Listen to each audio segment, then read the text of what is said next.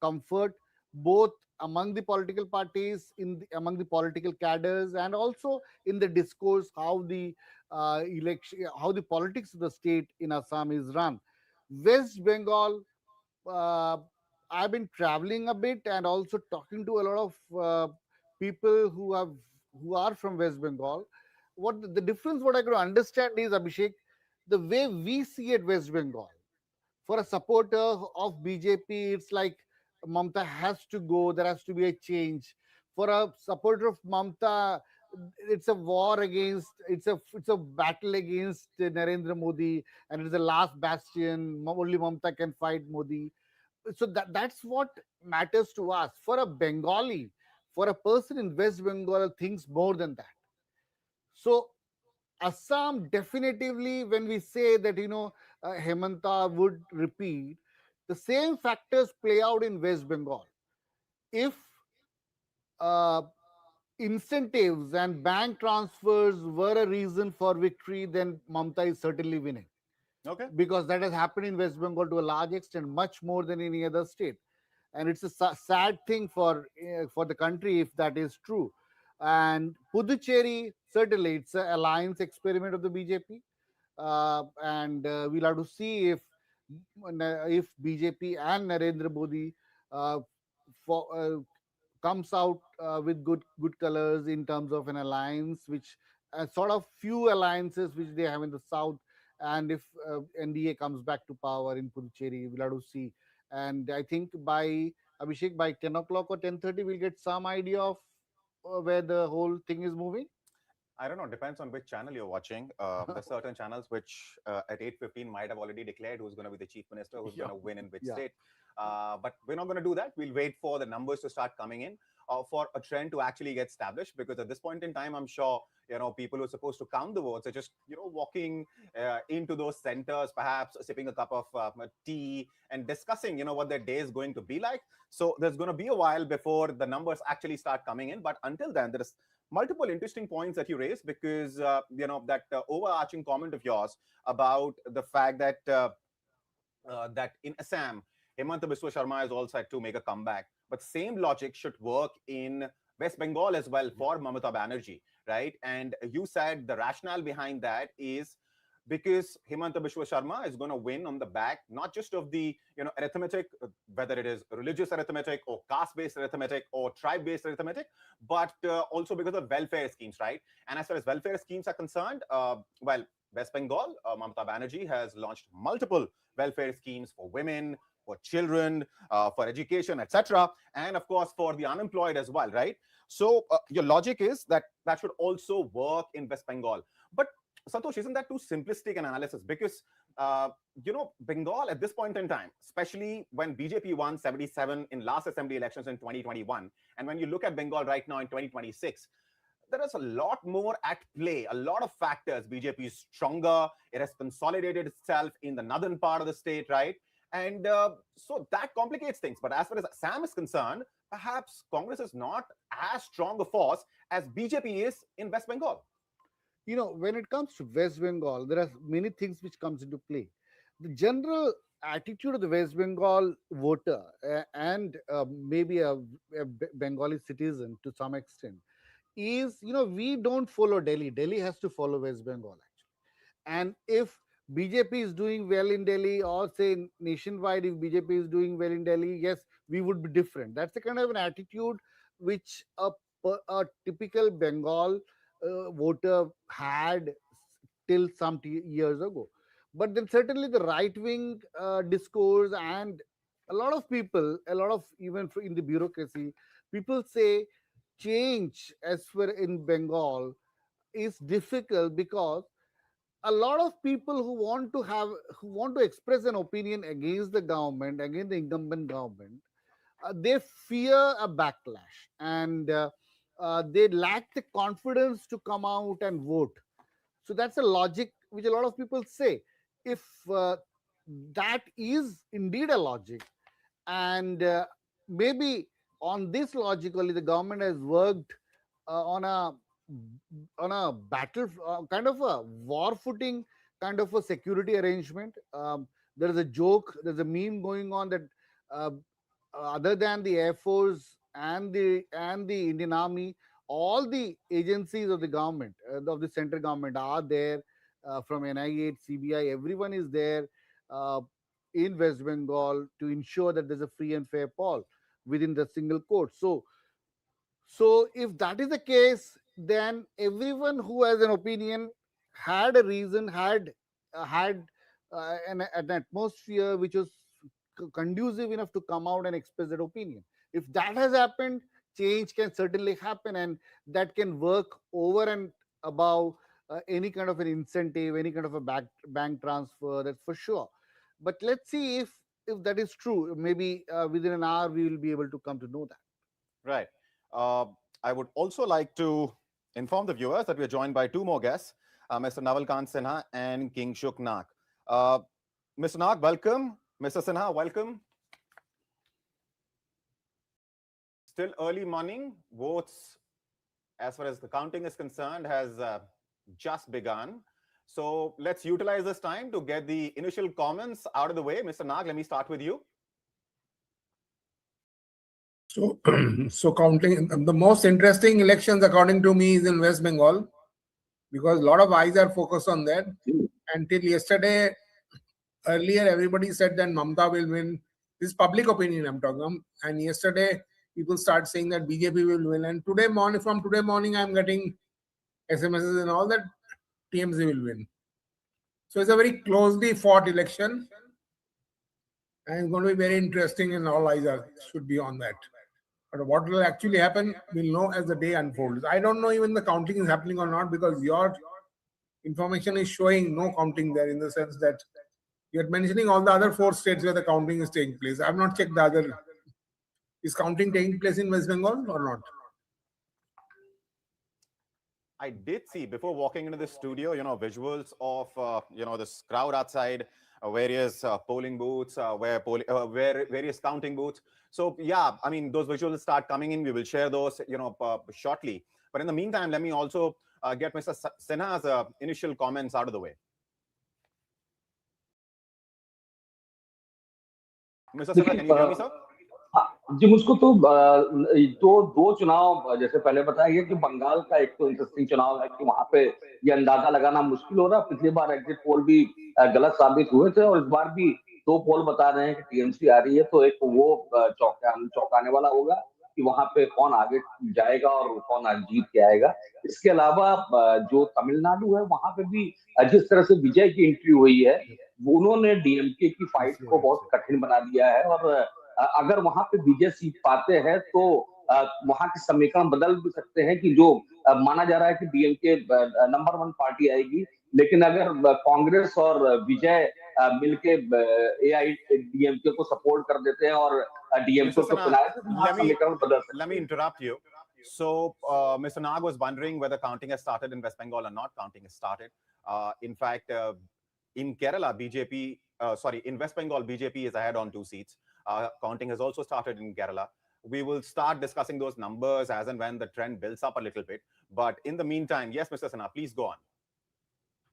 हाँ जी, वही कर रहा था कि तो माहौल पूरा काउंटिंग का हो चुका है। जो पोस्टल बैलेट है उनकी गिनती चल रही है, और उससे अभी शुरुआत में तो अंदाजा लगाना भी, अगर वो नंबर्स आएंगे तो उससे अंदाजा लगाना भी मुश्किल होगा कि कौन आगे जा रहा है, कौन पीछे जा रहा है। हाँ, ये जरूर माना जा रहा है कि जो असम की लड़ाई है वो बीजेपी के लिए थोड़ी सी प्लस दिख रही है, और लग रहा है कि वहां पे हेमंत की वापसी हो सकती है। इसके अलावा पुदुचेरी भी बहुत 30 सीटों वाला एक जगह है, तो वहां पे भी लग रहा है कि सरकार रिपीट हो सकती है। लेकिन जो जिन नतीजों का सबको ज्यादा इंतजार रहेगा, उसमें सबसे बड़ा तो बंगाल है, और उसके बाद तमिलनाडु की वहां पे क्या होने वाला है। केरल भी इम्पोर्टेंट है कि वहां पे जो गवर्नमेंट है, जो कम्युनिस्ट गवर्नमेंट है, वो रिपीट करती है कि हट जाती है। अगर वहां से कम्युनिस्ट पार्टी हट जाती है तो बहुत अरसे बाद ऐसा होगा कि कम्युनिस्टों का पूरे देश में किसी भी राज्य में शासन नहीं होगा।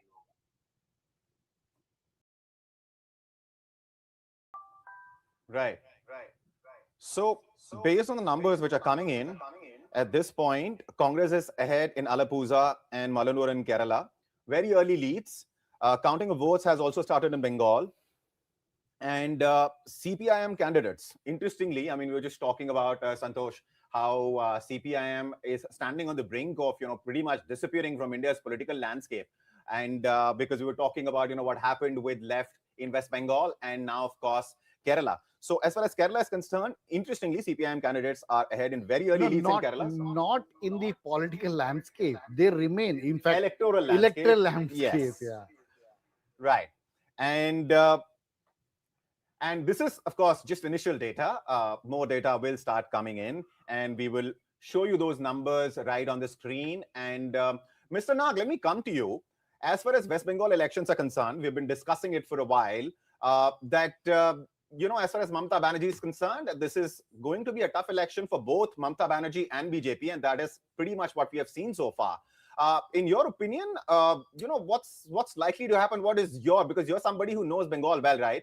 So give us your view of what you think of the exit polls. And of course, we will start discussing numbers a little later, but let's just get, your opinion on what you think of the exit polls. Because as far as exit polls for in the context of West Bengal are concerned, two very different pictures are being painted.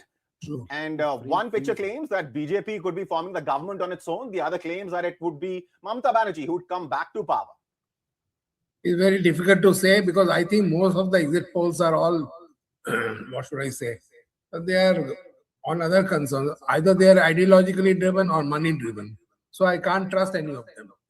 However, if Mamata wins the election, then she'll become the most powerful leader in the country in opposition to Narendra Modi and Amit Shah. And if she doesn't, then she goes down under. The question is, whom the Bengalis have favored. And Mamata Banerjee has for so many years won elections based on the support she has got from Muslims from across the border.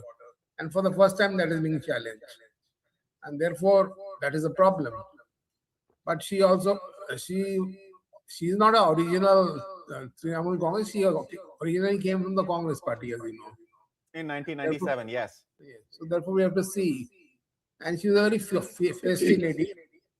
And even in other states, we have found, in fact, my friends in Gujarat have said that even from there, they got, because the whole country is dominated by migrant workers, migrant household workers.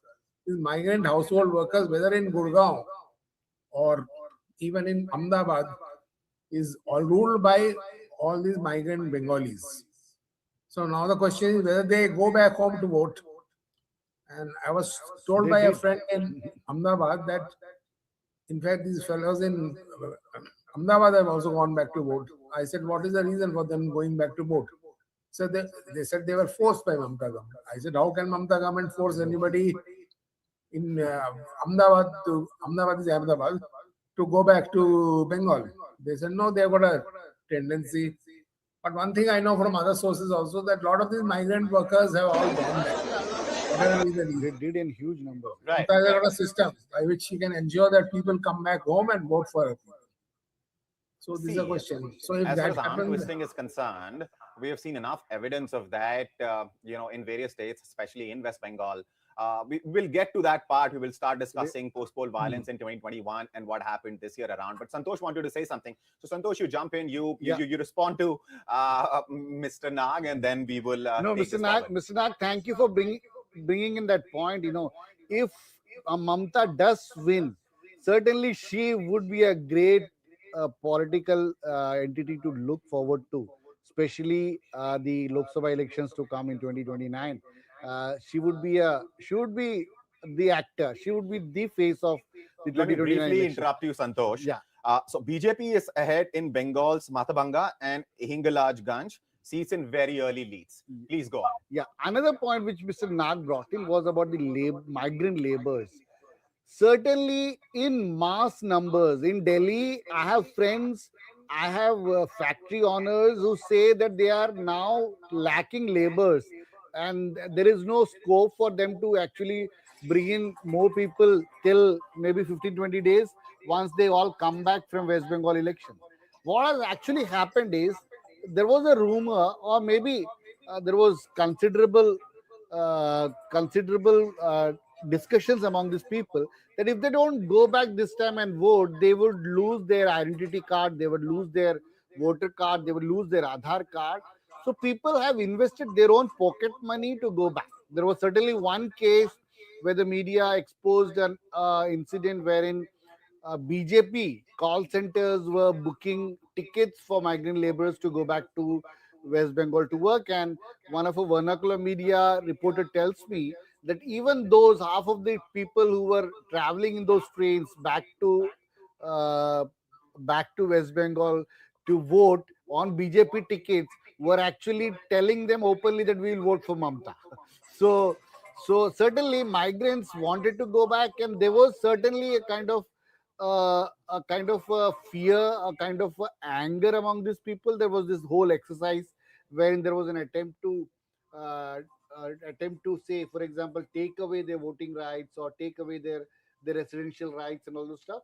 So these things certainly had to do a lot with these people moving in before the elections and voting. And also the higher number of voting also has to do with this whole SIR exercise which happened just before the elections. Right. Mr. Nag, what do you make of the SIR exercise? Because it's been an issue. And what's your opinion on it? Who do you think this is going to favor, the BJP or the TMC?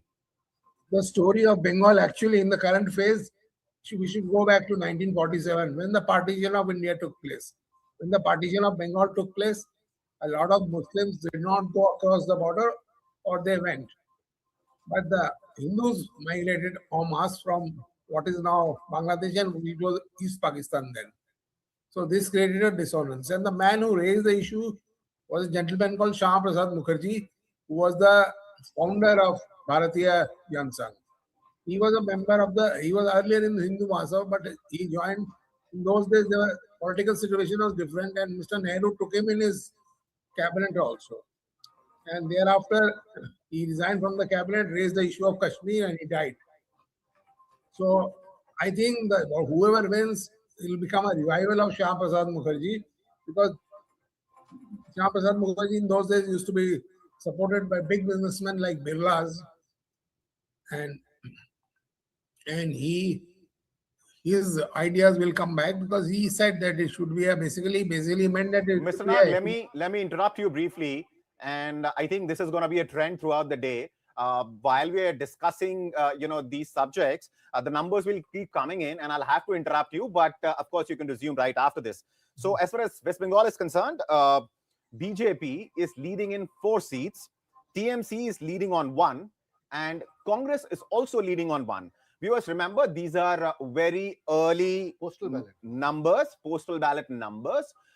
So this is, just the start of counting. As the day progresses, we will get a better idea. A trend will get established. We will share those numbers with you, but these are just the latest. As far as Tamil Nadu is concerned, DMK Congress Alliance is leading on 1 seat. NDA is leading on 1 seat.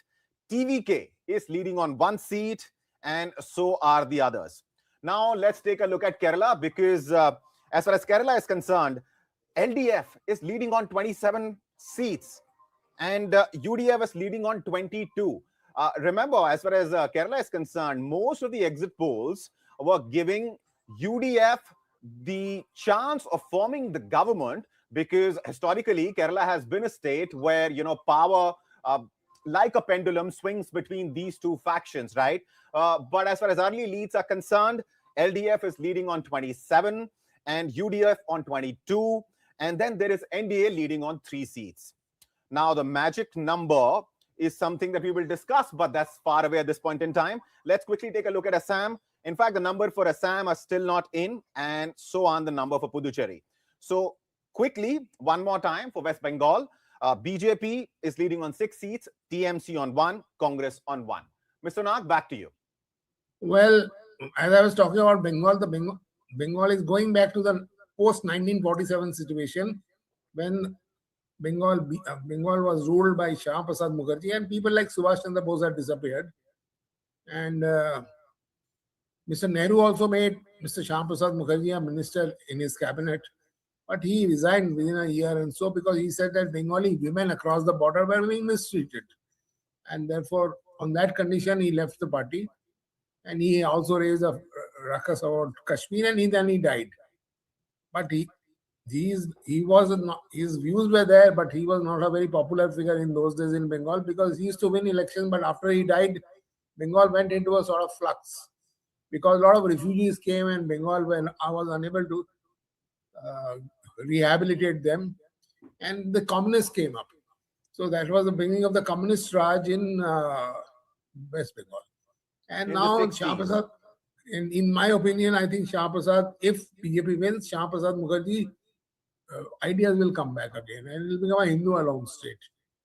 I don't know because this time, whatever you say, that the BJP's campaign was on based on targeting Muslims, and so now we'll go back in time to that situation time to early 1950s and to finish the unfinished agenda of the partition. If you ask me, that is going to happen. And coming to contemporary trends in the medium term, the Marxist communists had come up, but they could not manage and they have given up. And wherever communists have given up, their workers have been accommodated by BJP, not because they want to be accommodate them, but because they want more money. So these fellows, the Mr. workers Nag, are. let me interrupt you briefly one more time, and we will go back and discuss Bengal's political history. We will talk about the rise of left. We will talk about under what circumstances left rose to power and continued to rule the state for 34 odd years before Mamata Banerjee came along in 2011. Wrestled the power back from the left, and TMC has been in power since then. But before we do that, so the numbers for Assam are also in. NDA is leading on 4 seats. Kerala, again, it is LDF, which is leading on 28 seats, but now it is becoming a neck-to-neck fight. UDF is also leading on 28 seats.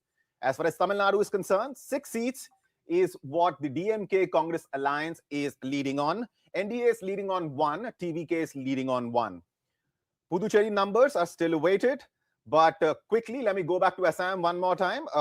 Early numbers, but NDA is leading on 4 seats. Mr. Nag, back to you. You were talking about, you were telling us that the circumstances under which left rose was, of course, the Bengal where workers were struggling to find an honest day's wage. It was the time when when the British had left, much after in the 60s, 66, 67, when the left first came into power. But when left first came into power, it was a coalition. It was not all by itself, right? Yeah. They were with Bangla Congress, but the support base was the same. And then CPM came, and Mr. Jyoti Basu came. CPI and CPM also split. But basically, it was so-called a proletarian government. And a lot of these Bengalis came up, but they were based on public sector and all. And in those era also there were. So business was not so prominent. In fact, all the businesses left Calcutta or started leaving Calcutta. And that happened during Mamata's time also. This major car factory of Nanos left and went to Gujarat, where they made a mark. Mr. Nag, let me interrupt you again. And there are updates on Tamil Nadu. We have the latest numbers which are coming in.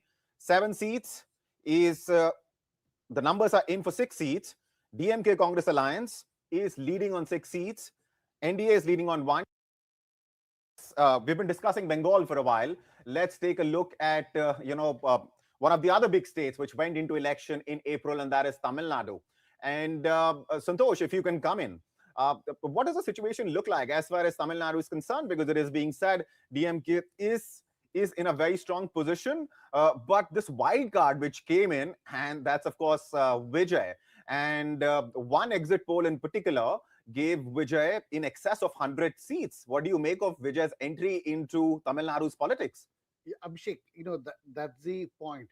Vijay being a wild card is a very Delhi-based perception, actually. Vijay is, we understand Vijay to be a wild card, but for Tamil politics, Vijay is a well thought out, well planned kind of an entry. Because Tamil Nadu has always worked on a two pole kind of politics. Congress used to be one pole, but then certainly AIDMK and DMK took over and is always there. After Jayalalitha, that one vacuum which was created in on the AIDMK side, certainly BJP was with them. BJP is still with them, and there was a scope for BJP to take over that space and make it a Tamil politics versus kind of a national politics kind of an affair in Tamil Nadu. But categorically, experts are of the view that BJP failed in doing so. And why it failed in doing so is the lack of flexibility, the lack of faces, and the lack of kind of an amiability. And it's a complete failure of the BJP style of politics and its expansion plan in the south. Santosh, let me interrupt you. Yeah. So the numbers in Tamil Nadu now, 17 seats. That's the number of seats on which DMK Congress combined is leading. Yeah, please continue. So BJP could not amicably accommodate the Dravidian idea of politics. There is a lot of ego around pride and ego, whatever we call it, but around the Dravidian politics, BJP could not understand. BJP could not have enough faces who could amicably fit in that the national interest politics and the Dravidian politics together, and it failed to do so. And so, Santosh, are you saying that there was enough, perhaps anger, if not anger, anger is a strong word, if there were enough number of people upset with the DMK government in Tamil Nadu, BJP did not offer an alternative, but Vijay could be that one fellow who offers that alternative and in fact could, make a serious dent as far as DMK's tally is concerned? There are two views on that. One is certainly Tamil Nadu has always had this tradition of a hero worship. A person coming to the picture, and not just Tamil Nadu. But then not everyone's MGR, right? Yeah. So, but yeah, certainly. But then there are also people say time has changed. Youngsters have a different view to put together, and it's not as easy as the past. But then what Vijay brings into the table is a kind of a fresh idea. He's appealing to the youngsters, that for sure. When I talk to Tamil people, they say Vijay is talking sense to a huge extent. What NDA and the Modi was talking before 2014 campaign is what Vijay is talking there. Vijay is talking kind of a fresh air kind of a view, and we will have to see if that works or not. But certainly Vijay is not just the face Vijay; it's everything minus DMK. You're right in the sense that, if you look at, and these are, of course, early numbers, we understand still a few hours before, any sort of a concrete trend gets established and we could get a hint in terms of who's going to form the government in which state. But at this point in time, looking at the early numbers, DMK Congress combined is leading on 22 seats, TVK is leading on 5. AIA-DMK, on the other hand, and of course, it is and NDA, they haven't even opened their account in Tamil Nadu. So that space, perhaps, that you're talking about has been, to whatever extent at this point in time, has been taken up by Vijay. So if that happens, if this early trends continue, and if it settles down, so in the by evening, then it's not bad news for AIDMK, DMK, or Congress. It's the real bad news for BJP. A space which was there, a space which was available for BJP has been taken over once again by a regional entity, and that regional entity is Vijay. The face of that regional entity is Vijay, and maybe in the times to come, the anti-DMK Congress alliance politics may settle around Vijay and people around, and maybe Vijay. It would also depend on the kind of people whom Vijay trusts and how he goes around, and maybe can he form a formidable alliance against the mammoth, the huge structure which DMK has put forward in Tamil Nadu. Tamil Nadu has what we see, we have in Delhi journalists have. We'll come back to Tamil Nadu. We'll come back to Tamil Nadu because, a couple of days ago, I spoke with Mr. Dayanidhi Maran, the former union minister, and of course, he is the MP from Chennai Central, right? And he was very dismissive of TVK as a phenomena. He was very dismissive of Vijay's chances in the elections. My specific question to him was, of course, about what does he think the chances are as far as TVK is concerned? Because, of course, one exit poll had given him very serious numbers. So we'll come back to TVK. We will discuss that in depth because, one thing is for sure, looking at the early numbers, that it's not going to be that easy to dismiss TVK. He definitely has captured, as far as the young minds are concerned, he definitely exercises some influence. We saw it in his rallies.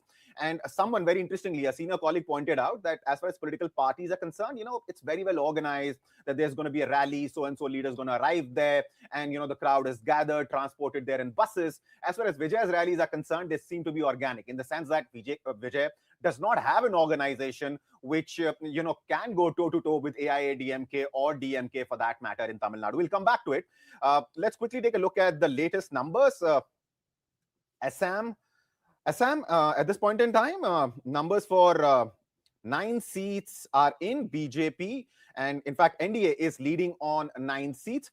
And when I was, talking to various psephologists in the run-up to the elections and after the exit polls, I happened to have spoken with Yashwant Deshmukh, and he said something very interesting about Assam and how Assam is voting, and why Assam, in his opinion, is very similar to how Kashmir has been voting, in the sense that Kashmir Valley has a Muslim majority, then there is Jammu, and BJP, whatever chances it has to form a government, were fueled by the number of seats it can get in Jammu. So he paints a similar picture as far as Assam is concerned. He talks about, certain areas of Assam which are strongholds for NDA now. And of course, there are certain areas where NDA can't, win, and Congress and AIUDF there are going to be, are likely to be stronger. And so listen into that bite coming up right now. Of Assam and Jammu and Kashmir, actually Assam has become a mirror image of Jammu and Kashmir in terms of politics and in terms of demographics. What you see in Kashmir Valley, that is almost like 100% Muslim population, where BJP cannot even dream of winning any seats anymore. They did not. By the way, BJP even refused to field a candidate in those 3 seats of Kashmir Valley because there was no point. They knew there is no point. So Assam Valley has become like Kashmir Valley, and Upper Assam has become like Jammu. So only difference is in Jammu and Kashmir is still the valley region has majority of the seats. So even if BJP wins 100% of the Jammu, they are still unlikely to get a majority. While in the case of Assam, the Upper Assam has majority of the seats, while the Assam Valley has minority seats. So it is a mirror image in just a twisted way. That's the ironical part of it. But yeah, Congress has a problem at hand right now because Himanta Biswa Sarma is an old Congress hand, and as they say in Sanskrit, Chanakya Niti, Sam Dam Dand Bhed. There is hardly anything that he has not used, in this campaign.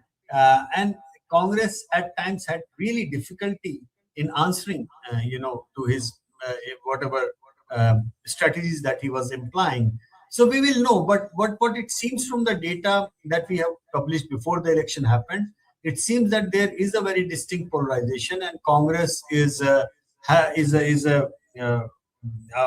top favorite among the Muslim voters of Assam, but is not so favorable seen as favorable among the Hindus of Assam. So that is something which is not really working in terms of electoral benefit, if I say, for the Assam Congress.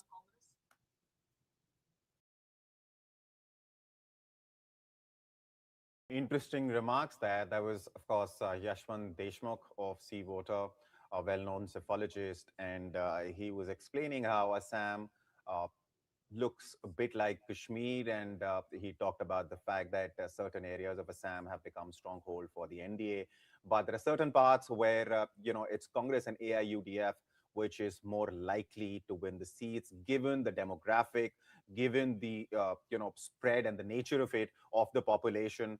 Santosh, what do you think of that? And before, in fact, you express your opinion on it, let me just tell you that as far as Assam is concerned, at this point in time, we're looking at 10 seats, and NDA is leading on 10 out of 10.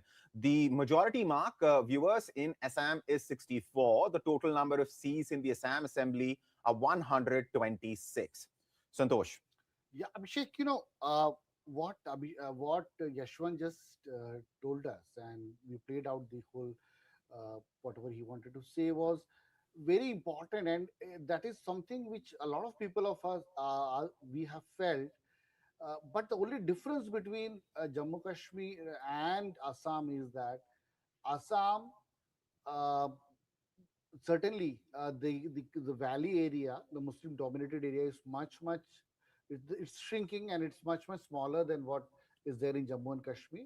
But what we should be sad about is the fact that we have a party, huge party, with a lot of national discourse, with a lot of good leaders, who think that there is one community which is should not be approached, there is no reason for them, for us to approach them, or to even talk about them, or to make them part of the whole campaign discourse, and say they like it's a kind of a giving, uh, thinking that we will not neither work among those people, neither would we represent them, and also making your campaign uh, openly discourse against the minority community. Santosh, let me come back to Yeah. you. Let me get Mr. Nag in. Mr. Nag, can you hear me?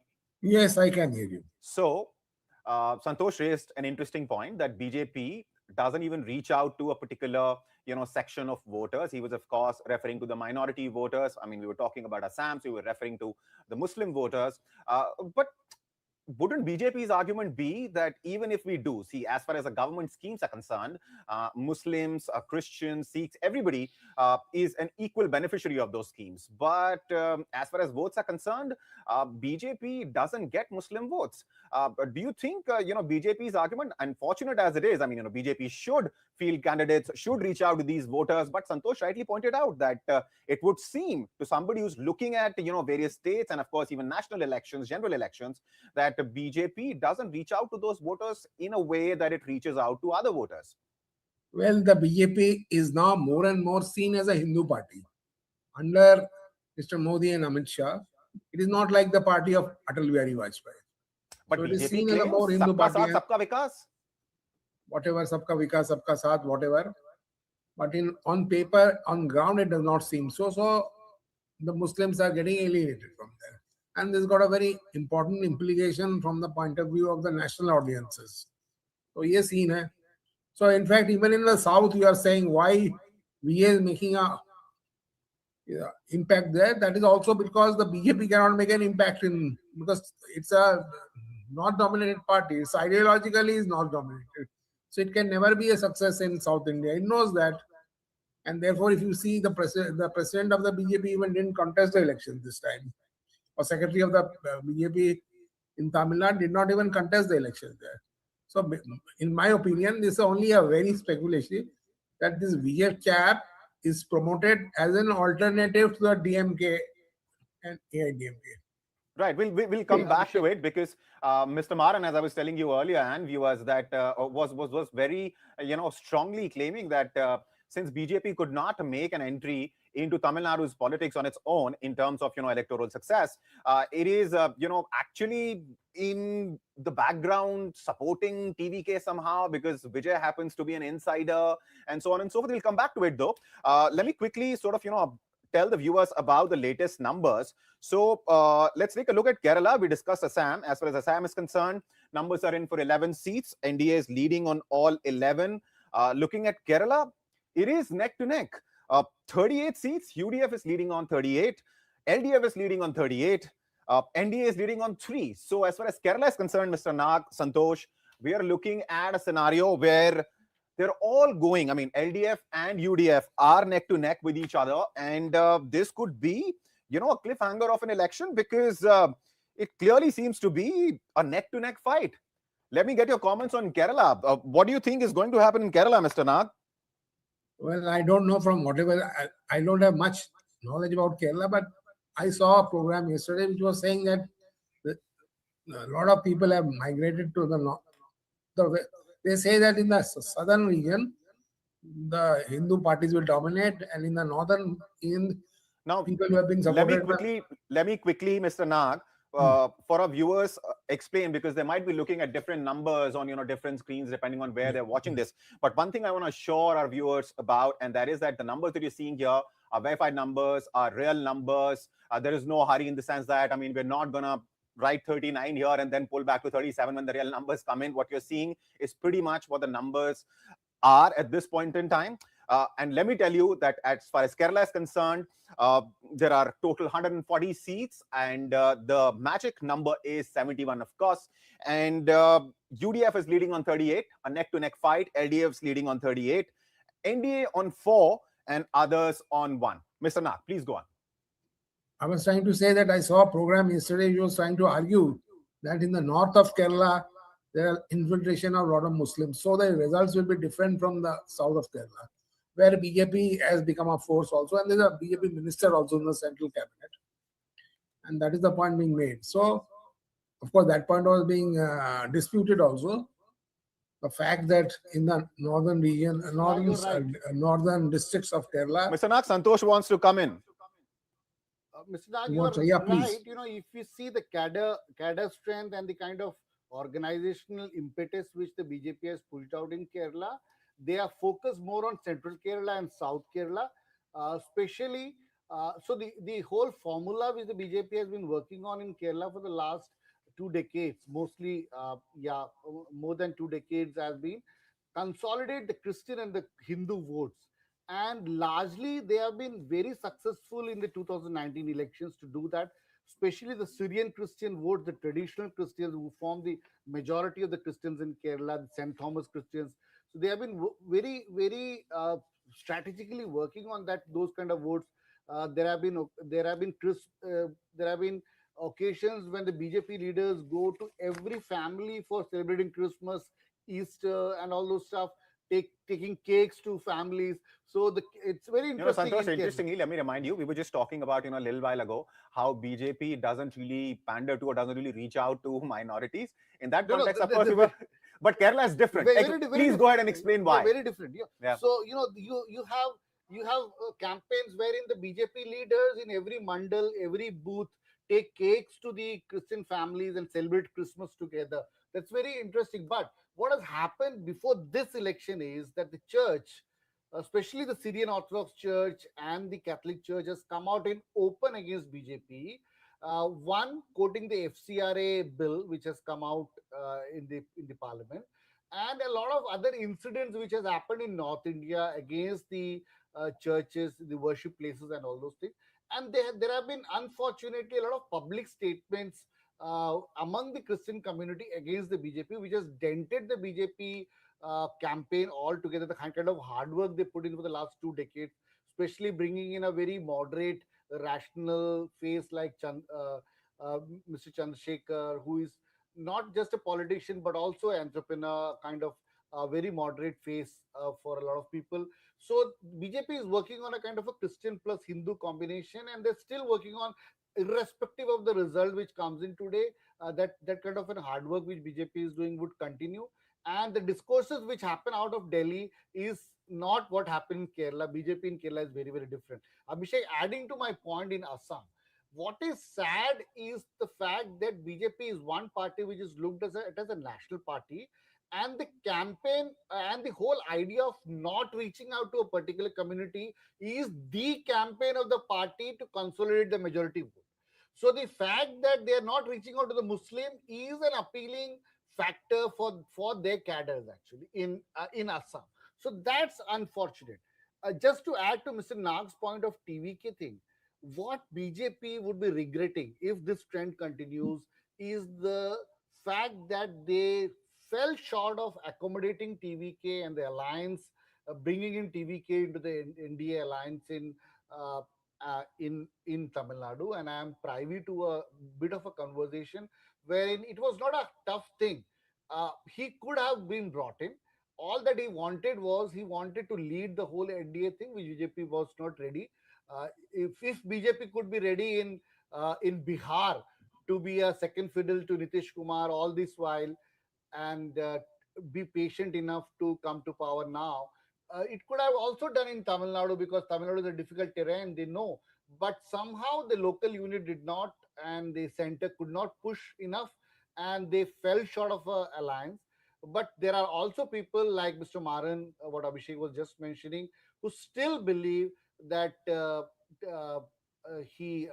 TVK leader is a prop up by the BJP, and please note he is a Christian, he is a practicing Christian, and he has a lot of appeal among the minority communities in Tamil Nadu Santosh, and beyond Tamil Nadu also. Santosh, well, that may or may not be the case that Vijay has been propped by BJP. I mean, we'll find out. It's not something that which is going to stay hidden. But at this point in time, people are studying him as a phenomenon all by himself. But having said that, the logic behind what Mr. Maran was explaining, and I sort of agree with that rationale. And his argument was that, see, as far as Vijay is concerned, he's come in without any kind of force of ground workers with him.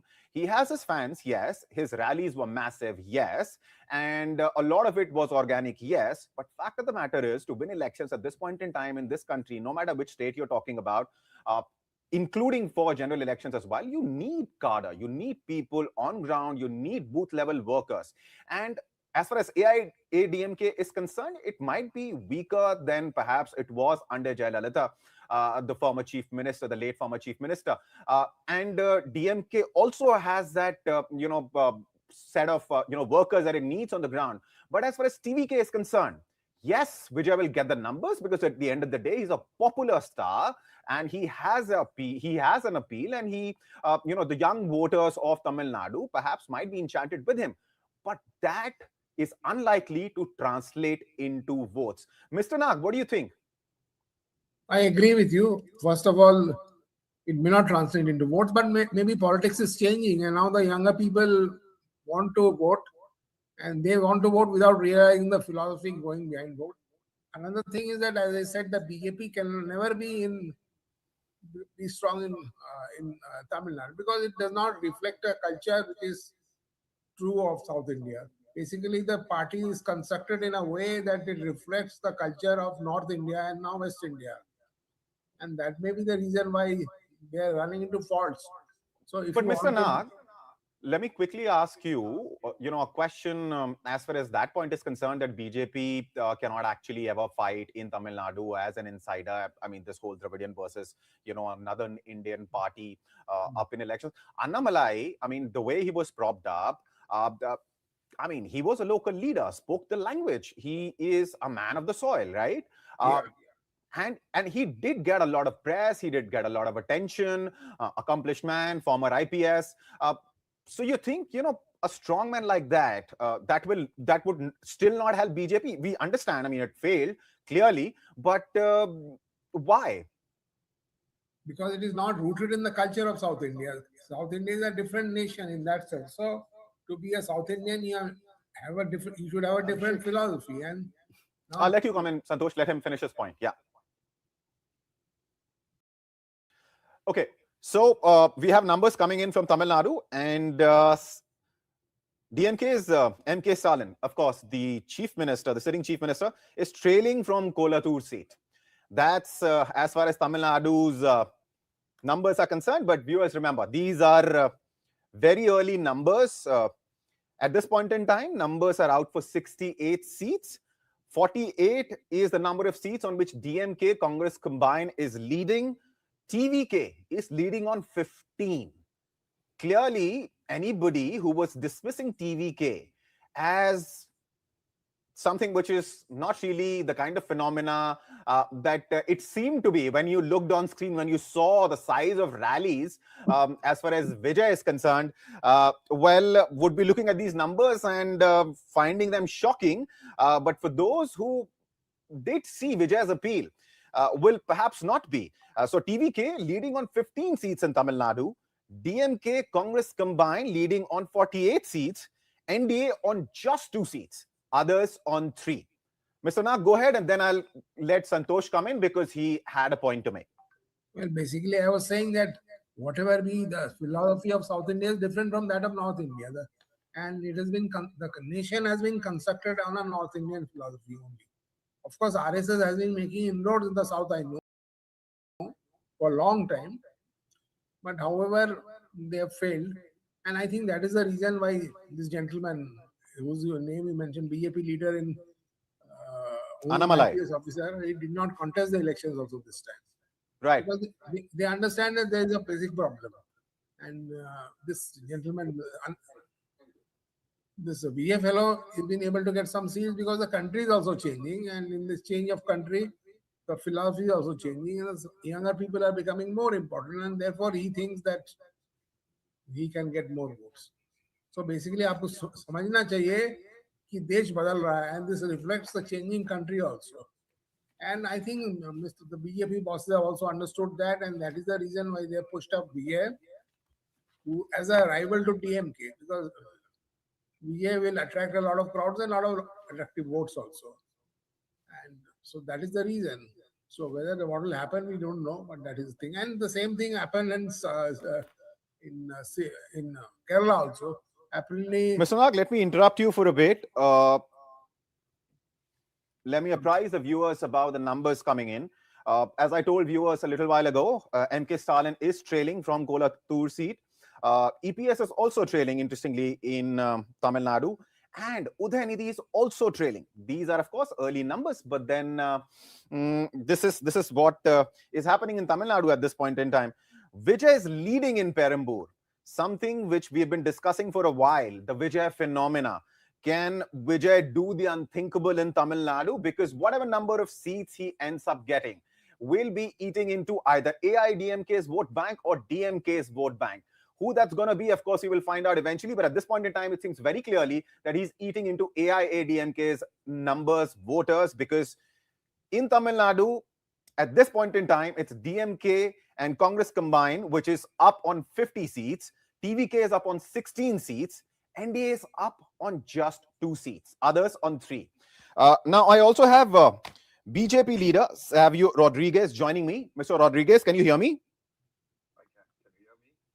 Yes, loud and clear. Are you looking at the early numbers?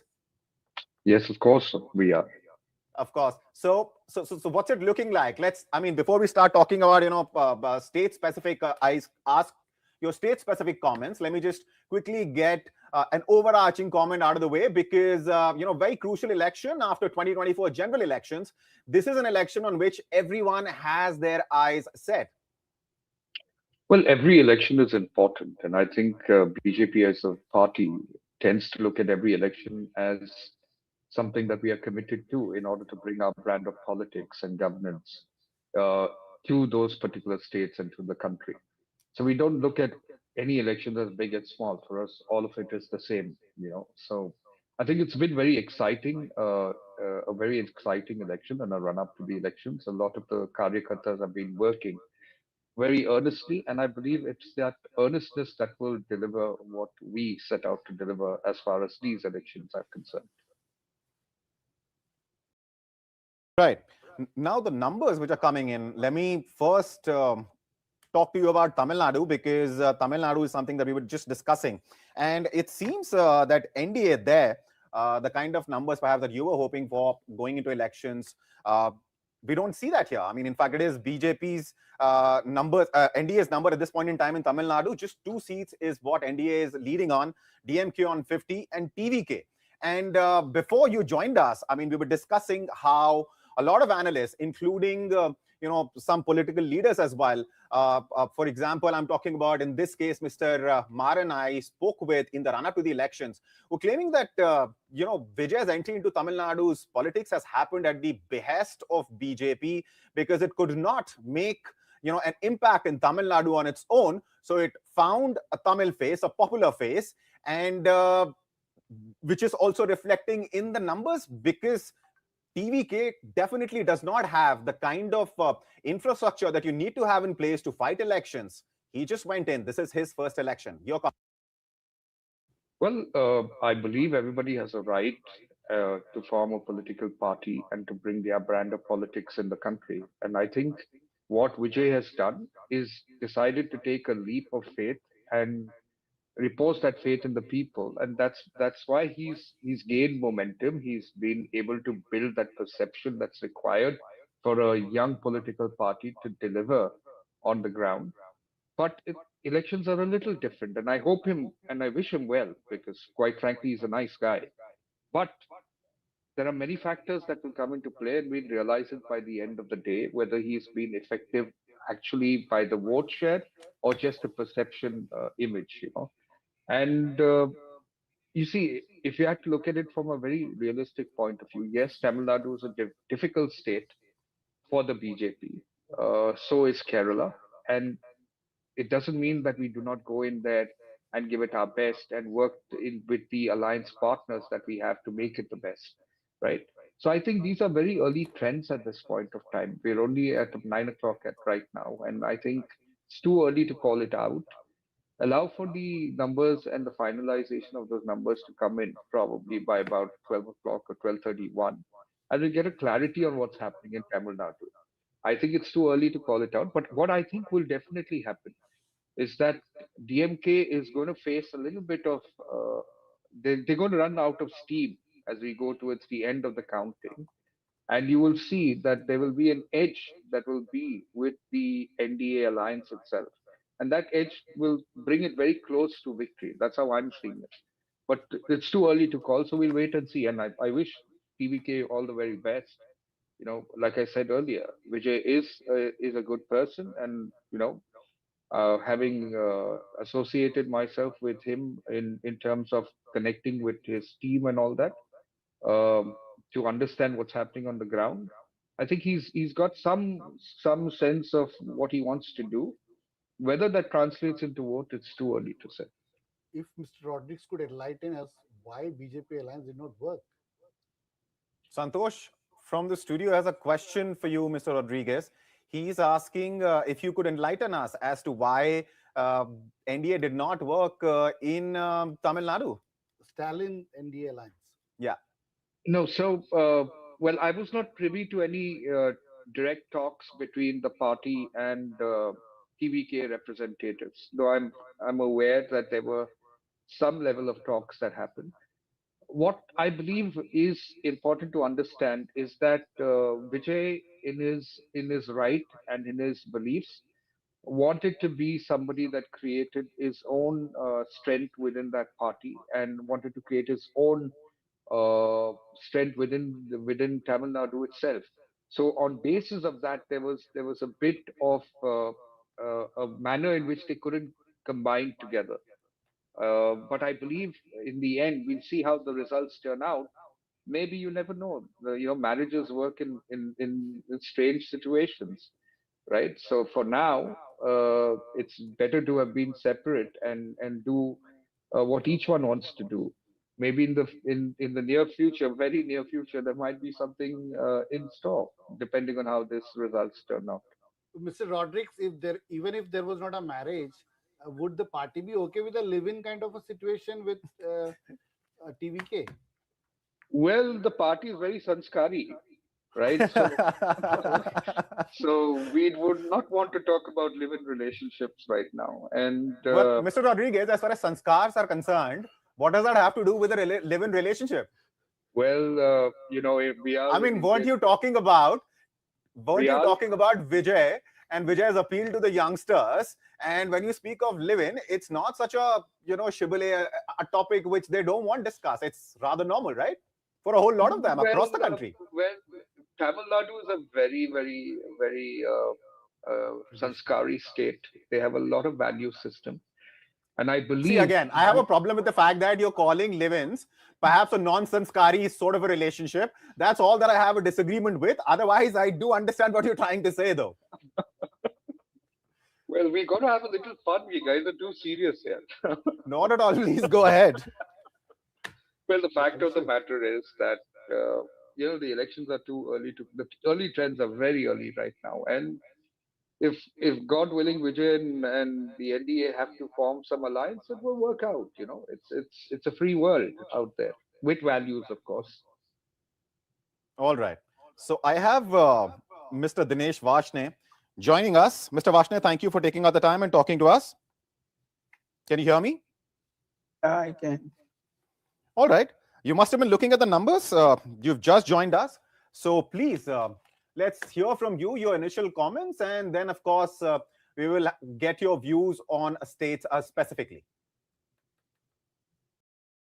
Look, we were saying since very beginning after this exit polls in Lok Sabha also, the exit poll became failed. And similarly, the exit poll in Karnataka, in Tamil Nadu and Kerala will not be correct. I am of the opinion that what we get a reports from the ground level in Tamil Nadu and Kerala, that Kerala we will retain our government, the left front government, LDF. And in Tamil Nadu also, the government will be formed by the DMK. Vijay, you see, if a filmy hero goes and walk on the street level, he has some impact. But whether it has been transferred into boat or not, that is also a matter to be seen later on after 1 p.m. or 2 p.m. Similarly, in the villages, we don't find any very much impact of Vijaya in the entire Tamil Nadu rural belt. In Bengal also, we are hoping that the left front will win some seats this time. We will not be zero like last assembly, though the attempt has been made by the... Mr. Varshney, the long pause that you took between that sentence and the word after that, and let me repeat it, I was just taking a sip of water, I stopped, and your sentence was, left is going to win in Bengal, I hope a few seats. That was the pause that you took between in that sentence, and I was like, let me hear from Mr. Varshney why he believes that's going to happen, but please go ahead, sir. Look, we have worked very hard in the last 5 years among our cadres in the West Bengal. And we are very sure, even one of the